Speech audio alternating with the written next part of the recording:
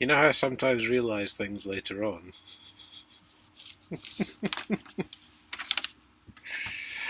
You'll have seen it in a few. Well, if you've watched any amount of the videos, I'm sure you've seen one or two. And I've said, "Oh my god, I've just realised," or words to that effect. Um, I was mulling over this, the notice of the new date of hearing,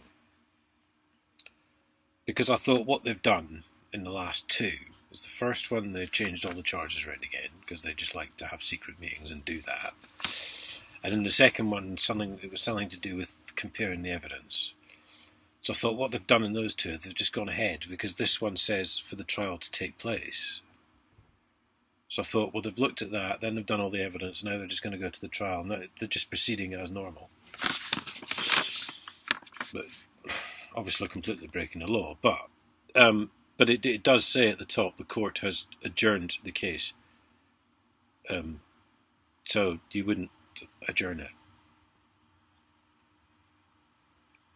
if I'd sort of already been found guilty of something. If you know what I mean. You know what I mean. It would say something like a trial date has been set because, we've looked at all the evidence and we've decided this.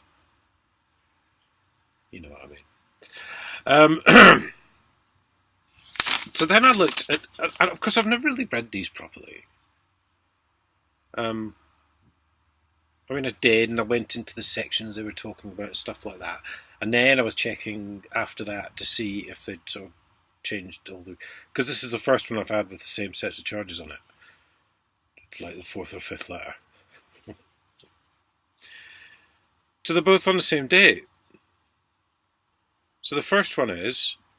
made use of a public electronic communications network for the purpose of causing annoyance, inconvenience, or needless anxiety to another. And the second one is, pursued a course of conduct, and this is kind of where the case falls down, because obviously I wasn't arrested or charged last year, so they didn't actually have a course of conduct, because that conviction was illegal. But pursued a course of conduct which amounted to the harassment of Chris Green, the bailiff. Going to arrest you under the Domestic Violence Act for non-payment of council tax. Yes, Chris.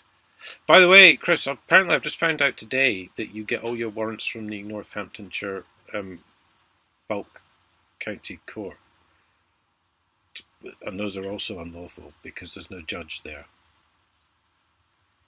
Don't know if that's true or not, but if it is, it means you're in a shitload of fucking trouble, mate. Harassment, which you knew or ought to have known amounted to the harassment of him, and did you send him a series of text messages? So they're talking about the same fucking thing, I think. So it's either one or the other, really, isn't it? You can't really have both. Harassment sort of is causing annoyance, inconvenience, or needless anxiety.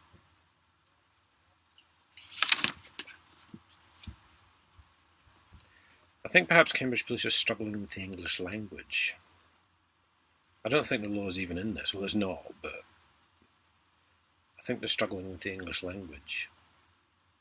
I think they're that fucking stupid that they don't quite understand what they're saying.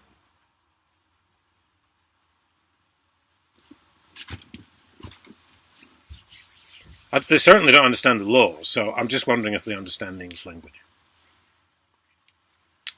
I'll leave that one with you guys.